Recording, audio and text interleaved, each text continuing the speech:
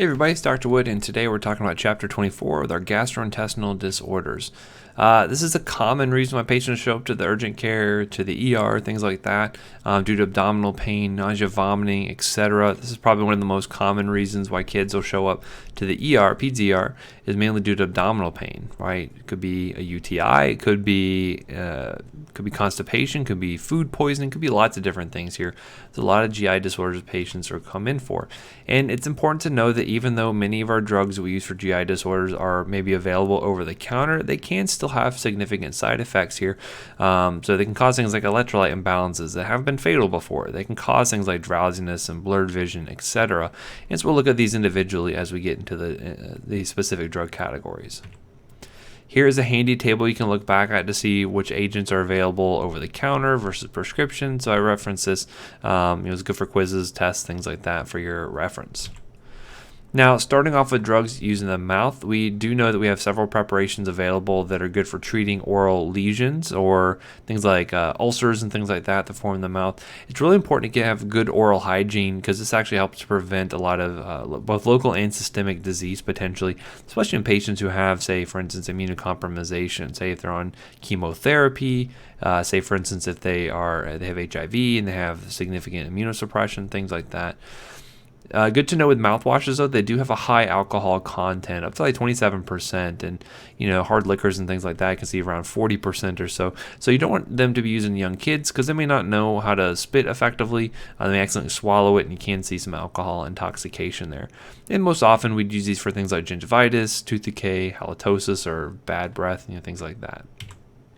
So we also have some topical anesthetic agents. These can be used for things like cold sores and other ulcers because they actually help to decrease sensation so they are not so painful. So this includes things like benzocaine, which is typically under the brand name Oragel, or lidocaine can be also used as well. Typically comes with what they call viscous lidocaine that gets formulated with other drugs.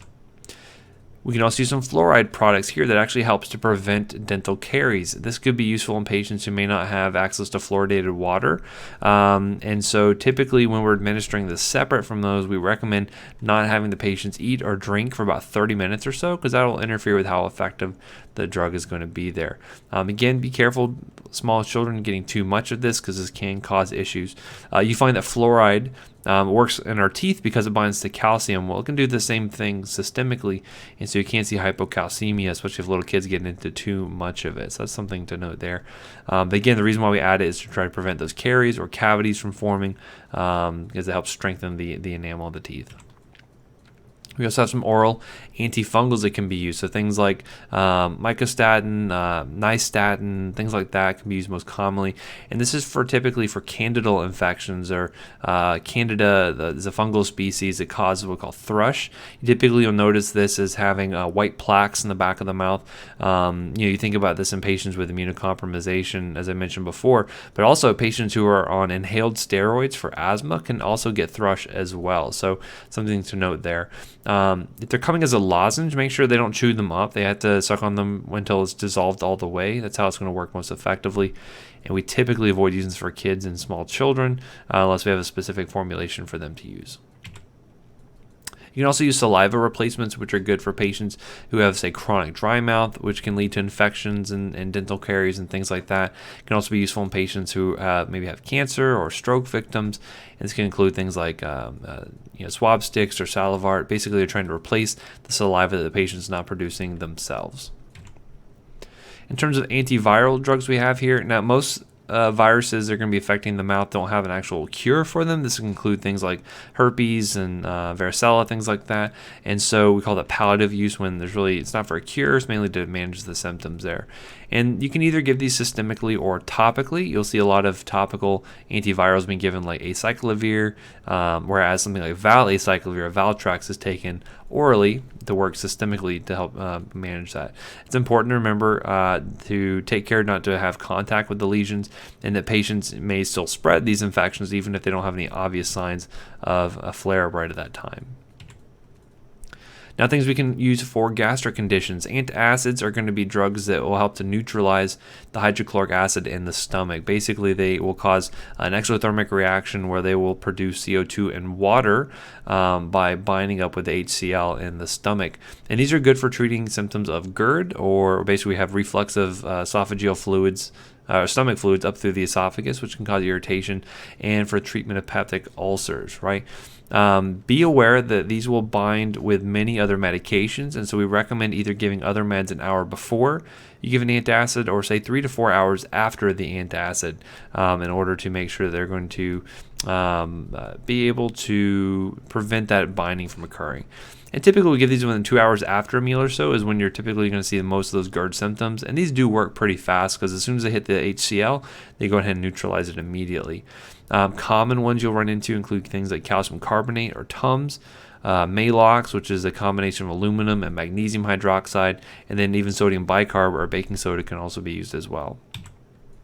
It's important to make sure that patients who are developing, say, dark, tarry stools, or if they have vomitus that looks like coffee grounds, that this can be indicative of a GI bleed, and they need to see that, get that taken care of immediately.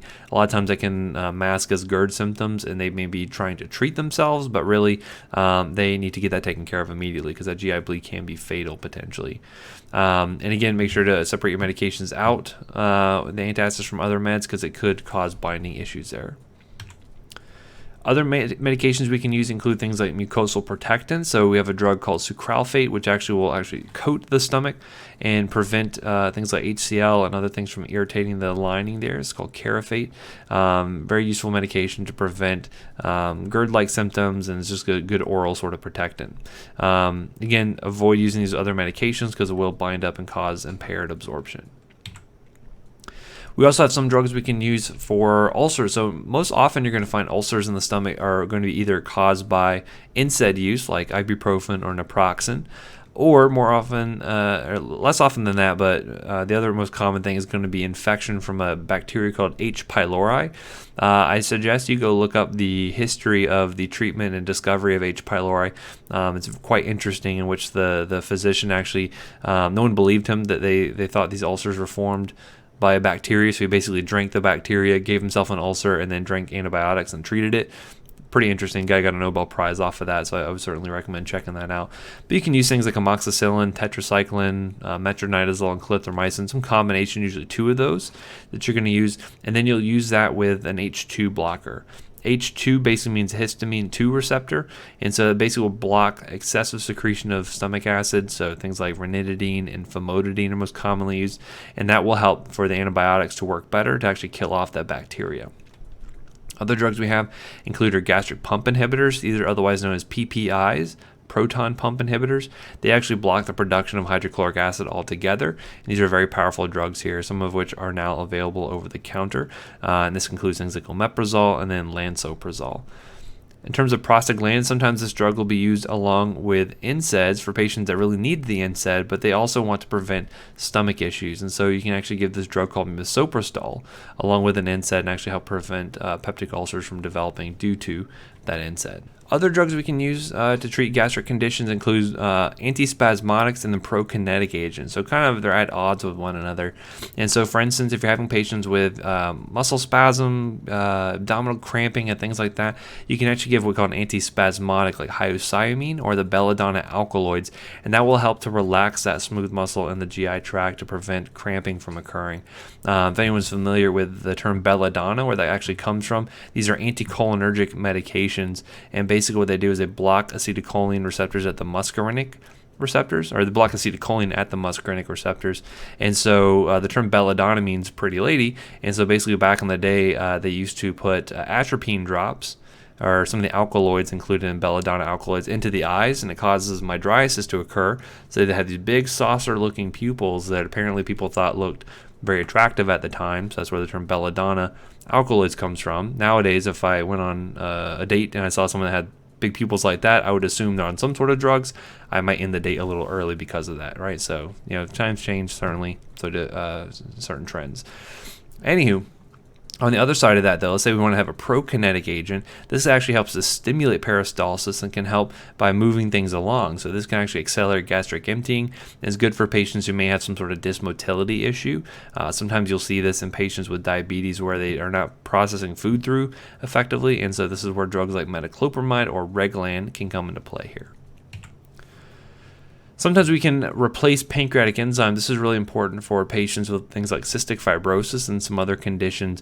And essentially, your pancreas will develop 4 main digestive enzymes, including lipase, amylase, chymotrypsin, and trypsin. These are types of proteases or protein dissolving or breaking down enzymes. And so basically what you're going to find is that if you have impairments in any of these, you can find that you may not absorb them very well, and that can cause all kinds of gastrointestinal woes. And so we used to use enzyme replacements. Basically, we have 2 different preparations here, pancreatin and pancreolipase. They actually come from animal sources, so that's certainly something you want to let your patients know depending on religious beliefs. And basically, these will be replacing what the stomach would or the pancreas would normally be producing there. And so it's good to know these are actually capsules. They're designed to be able to skip past the GI, the stomach, before they actually dissolve in the small intestine there. And so you can actually take these antacids and increase their effectiveness. Now, what about drugs for gallbladder disease? So again, here's an example of a gallbladder that was removed. You can see a lot of stones here that have formed. These are basically bile salts that have just sort of precipitated out in the gallbladder, called cholelithiasis. This is the most common disease of the gallbladder you'll find there. And so we can actually give a drug called ursodiol or Actigol, and this actually will help to decrease the cholesterol content and prevent those stones from forming. If anyone's familiar with the prefix urso, this actually comes from that basically denotes bear, and actually this used to be the drug was originally identified coming from bear bile. So basically they took this bile and they found, hey, this actually works really well for giving it to people, and so they called it ursodiol. Now we have synthetic ways of producing it, but that's again another animal source for some of our medications there. All right, so next we have drugs for emesis. These are also known as anti-emetics. They basically will work either in the GI tract or in the brain to suppress nausea and vomiting. Sometimes, especially with things like chemotherapy that are really emetogenic, you need multiple drugs to work here. And so a couple different classes we have available to us include our serotonin antagonist. Basically, by blocking serotonin in the brain, they will decrease the need to vomit. This includes ondansetron or Zofran. This is probably the most common, popular one we give nowadays. You have dopamine antagonists. So by blocking dopamine, you have similar effects to blocking serotonin. We have drugs like promethazine or phenergan that does this. And actually, you can actually use your glucocorticoids, things like methylprednisolone or dexamethasone, to suppress that as well. We have other drugs like cannabinoids, which actually mimic the effects of THC or tetrahydrocannabinol in the brain. So here's a drug here called dronabinol, which is basically synthetic THC that we administer to patients, say for instance with chemotherapy-induced nausea, vomiting. This is actually really good because, as you might imagine, a common side effect of cannabinoid use would be the munchies, right? And so you can actually give this to patients with cancer, and it actually stimulates their appetite and helps them to keep weight on, which is really nice. Sometimes we'll give benzodiazepines like lorazepam or diazepam. This helps especially with anticipatory nausea and vomiting. So if a patient knows they're going to be receiving a drug that causes them to throw up, they oftentimes get nauseous beforehand, and this can help with that. It can help with the anxiety they feel there. Now, if you've ever gone on a cruise and experienced some motion sickness, sometimes we can also use anticholinergics. And actually, we have a patch we can place behind the ear called scopolamine. Its brand name is Transdermscope, and that will actually be used for 3 days at a time to prevent nausea, vomiting related to seasickness due to the boat kind of moving and some basically discrepancies between what your eyes are seeing and what the vestibular apparatus in the ear is actually feeling there. And then occasionally we also use these phosphorated carbohydrate solutions, basically sugar-based solutions that help with gastric smooth wall muscle activity. So Imetrol is one of these. These would not be good in diabetic patients since they are sugar-based. And this one not used too often, but it's occasionally used as a over-the-counter remedy. Now, as we mentioned before, medications like Transdermscope meant for motion sickness should be taken 30 to 60 minutes before travel. That way it kind of is getting into the system and can work before the patient is experiencing the seasickness there. And again, the Transdermscope should be about replaced every 72 hours or so. So again, every 3 days you get a new one. We have some drugs that work as anti-flatulence. It can help to decrease extra gas in the GI tract to prevent flatulence from occurring or passing gas. And so these are called carminatives that prevent that gas formation in the first place. And so simethicone is probably the most common one that we'll use there. And this is given to infants all the time because they typically have, depending on what they're eating, whether it be breast milk or formula, things like that, they have a lot of gas buildup and frequently is a cause for them to be irritated and not sleeping well. And so we can give them simethicone to break down that gas and cause some relief of their abdominal pain. We have laxatives and cathartics. Basically, laxatives are going to help to relieve constipation, and this is a super common reason why patients show up with abdominal pain in the ER. I'll never forget, I had a family member who called me up saying they're taking their 2-year-old to the ER. They said they're going to die. They're having the worst abdominal pain of their life. What's going to happen to them? I said, well, they're probably constipated. He's like, no, you don't get it. This is really bad. And I said, they're probably constipated. And sure enough, he called me up an hour later and said, wow, they did an x-ray and the whole thing was just full of poop. I said, exactly, because little kids frequently come in constipated. It's usually due to diet, due to a lack of hydration, things like that. So very common medications to be used, but not only in kids, but also in the elderly as well, depending on the medications that they're on. Biggest thing you do is try to change the diet up, so avoiding things like cheese and sugar that can aggravate that, and try to get more fiber in the diet. Typically, we're going to be given either things like glycerin suppositories, which help stimulate rectal contractions by using a hyperosmotic agent in the rectum. That's usually used in infants, and then we'll use other types of laxatives depending on the situation. So just to give you an idea of the different ones we have here, most of the time for over-the-counter chronic use, I'll recommend patients use a bulk-forming laxative, which are basically including a lot of non-digestible fibers. And this includes things like Metamucil and Fibercon, your psyllium husk, and things like that. For more occasional relief of constipation, this is where you can use things like osmotic laxatives. Now, what this means is they have a high osmolality, which actually draws in a ton of water into the GI tract, and that stimulates stretching of the colon and causes constipation to occur. It can include things like your Miralaxes and milk of magnesias, etc. We have certain drugs that can directly stimulate the GI tract to cause defecation, including things like Synacot and X-Lax. These are important. You don't want to use these long term. This is only for intermittent use, very short-term use, because patients can get habituated to this, meaning they get used to having that effect around, and if they don't have that effect around, they get really bad rebound constipation. So definitely recommend only using that as needed. Some lubricants like mineral oil or olive oil can be used occasionally. And then we can also use things like stool softeners like Docusate, which actually help to emulsify the stool, make it a little bit more lubricated, easier to pass, and that can be really useful for some patients there. And then occasionally, if a patient is going in, say, for instance, to get a colonoscopy or some other bowel surgery, they can actually end up using what they call Go Lightly, and that actually is a bowel evacuant that basically will just kind of clean out the entire GI tract from top to bottom.